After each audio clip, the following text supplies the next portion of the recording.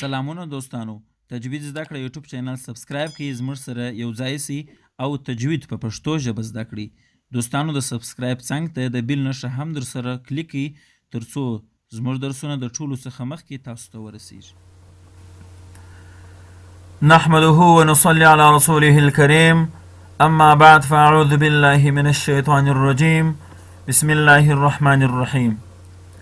د تجوید زده کړې یوټیوب چینل دوستانو، السلام علیکم ورحمت الله وبرکاته. امید لرم چې جوړ او روغ به یاست. ملګرو، د تجوید پښتو درسونو په ادامه سره راځو نن زموږ او ستاسو درس دی د مد سببونه.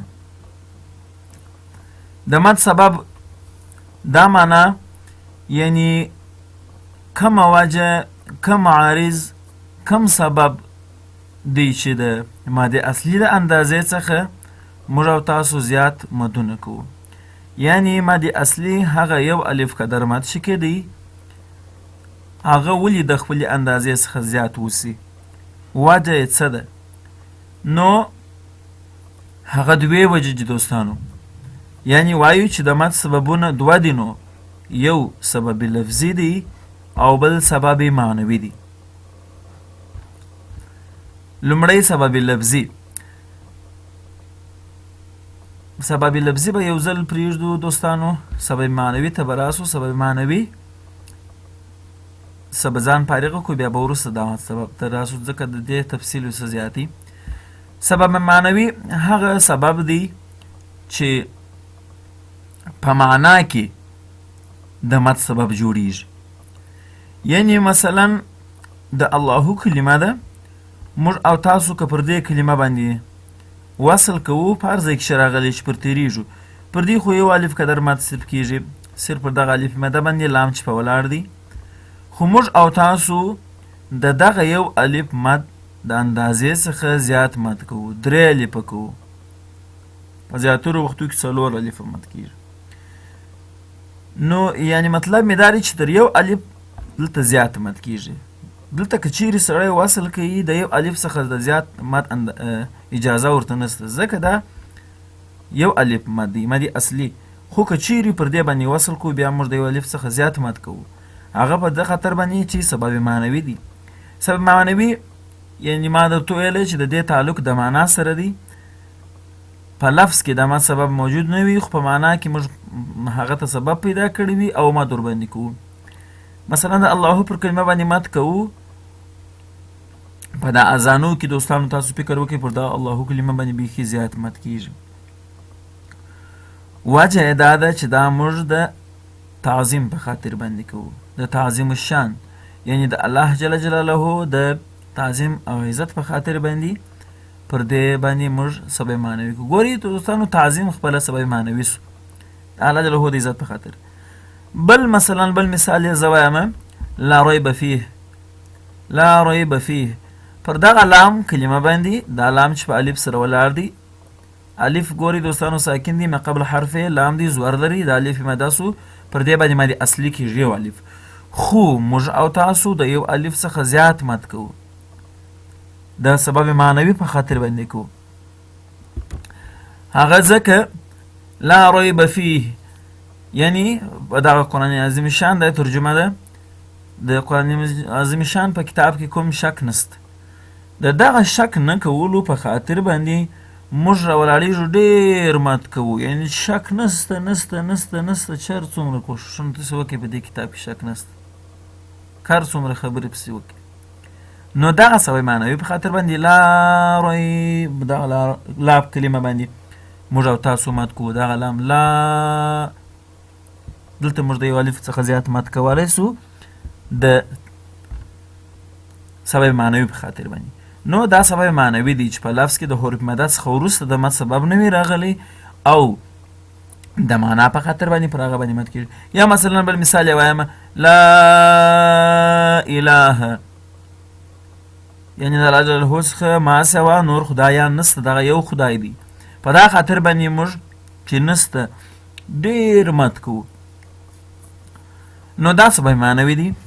بل بیا سبب لفظي دی. سبب لفظي بیا هغه سبب ته ویل کیږي چې د حروف مده څخه وروسته یا همزه راسي یا ساکن توری راسي، سکون، یا همزه راسي یا سکون راسي، دا سبب لفظي دی.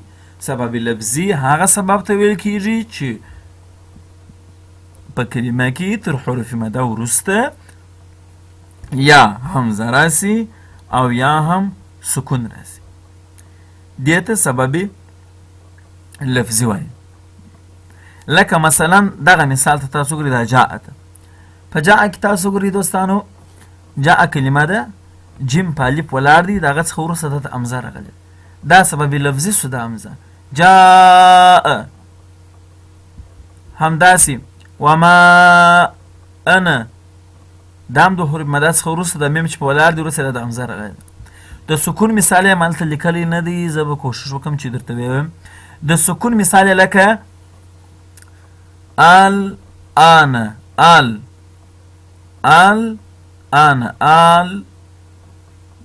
همزه په الف ولاړه ده دوستانو، وروسته لام ساکن راغلی دی. نو دلته چې مات کوو بره الآن یې وایو، د دغه لام پر سکون باندې مات کوو. نو سبب لفظي دوه ډوله سو، یوه همزه سوله، یو سکون سو، یعنی په لفظي سبب کې دغه دوه د مات سببونه دي. بیا نو همزه چې به د حروف مده څخه وروسته په یوه کلمه کې راغله، هغه ته یې مادي متصل وایه. لکه د جاء پر دې خو مو دوستانو بحث کړی دی، متصل و منفصل مدونه مو تعریف کړي دي. همزه چې د حروف مده څخه وروسته په یوه کلمه کې ورسره راسي، مادي متصل دی چې مادي واجب هم ورته وایي، او همزه چې د حروف مده څخه وروسته په جلا کلمه کې راسي، هغه مادي منفصل و چې مادي جائز هم ورته وایي. یو ځل بیا لنډ تعریف کوم.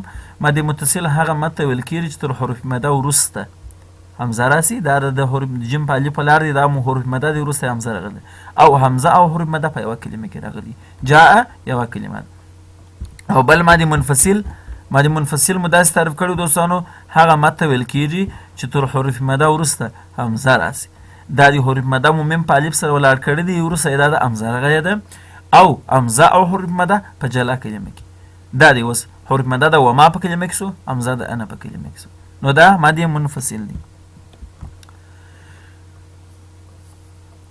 او همداسې دوستانو سکون ته راځو.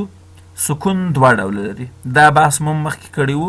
یو سکون اصلي دی، بل سکون عارضي دی. سکون اصلي او سکون عارضي ډېر اسانه دي. سکون اصلي هغه سکون ته ویل کېږي چې یو حرف په خپله ساکني هېڅ د حرکت ونه لري، لکه دغه لا ریب کې دغه یا چې ساکنه ده پر سر ورغندی لري. سکون اصلي هغه سکون ته ویل کېږي چې یو حرف په خپله د ذات څخه دی ساکني. او سکون عارضي هغه سکون ته ویل کېږي چې یو حرف متحرک وي، موږ او تاسو وقف پر وکړو، د وقف له لحاظه یې ساکن کړو. لکه الحمدلله رب العالمین. رب العالمین نه، دلته نون زور لري، که موږ وقف کوو نون ساکنو رب العالمین، دا نون چې موږ او تاسو ساکن کړي دا سکون عارضي دی. که اوس نون خپله ساکن وای بیا اصلي و، اوس چې موږ او تاسو د وقف له سببه ساکن کړی دي نو دا سکون عارضي دی. بیا پر سکون اصلي باندې مادي لازم کېدی او پر سکون عارضي باندې مادي عارضي کېدی. فکر مو وي چې پر سکون اصلي باندې مادي لازم هغه وخت کېږي چې د حروف مده څخه وروسته دی راغلی. د حروف مده څخه وروسته که چیرې سکون اصلي راغلی هلته مادي لازم کېږي، لکه الآن مثال دی. باید دلته مې راوړی وای، بخښنې سره دوستانو راوړی لاندې مې مثال لیکلی نه دی. او پر سکون عارضي باندې بیا مادي عارضي کېږي. مثلا لکه ما مخکې مثال دی رب العالمین. رب العالمین کلمات چې وقف کو دا نون خو موږ او تاسو ساکنوو، نو مادي هم مادي عارضي دي، ځکه د حروف مده څخه وروسته چې یا ده رب العالمین، د میم پسې یا ده د یا څخه وروسته سکون راغلی، هغه سکون عارضي دي، نون موږ او تاسو ساکن کړي. نو موږ او تاسو زیات درس دی هغه په سبب لفظي باندې دی، ځکه سبب معنوي ته ډېر خلک توجه نه کوي او یا هم ورته پام نه وي. ټول د تجوید بحث چې دی هغه پر سبب لفظي دی. چې د ضرب المدد څخه وروسته همزه راسي مد کېږي او چې سکون راسي مد کېږي. همزه که په یوه کلمه کې د ضرب المدد سره راغله مد متصل دی، که په جلا کلمه کې سره راغله مد منفصل دی. سکون دوه ډول دی، سکون اصلي، سکون عرضي. سکون اصلي چې یو حرف په خپل د ساعت څخه ساکني، او سکون عرضي چې یو حرف موږ او تاسو د وقف له سببه ساکن کو. او پر سکون اصلي باندې مد لازم هغه وخت کېږي چې د ضرب المدد څخه وروسته سکون اصلي راسي، لکه الآن. او سکون عرضي چې پر سکون عرضي باندې مد عارضي کېږي، هغه وخت کېږي چې د ضرب المدد څخه وروسته سکون عرضي راسي، د حروف مد څخه وروسته سکون عرضي راسي. نو دوستانو دا مو د نن ورځې درس و. تجوید زده کړه یوټیوب چینل در سره سبسکرایب کړئ، نور ملګري او دوستان مو هم ورته دعوت کړئ تر څو زموږ او تاسو سره په دې درسونو کې برخه واخلي، او زموږ او تاسو درسونه تر ټولو مسلمانانو پورې هغه خلک چې په پښتو باندې خبرې کوي تر هغو پورې ورسیږي او استفاده ورڅخه وکړي. والسلام علیکم ورحمة الله وبرکاته.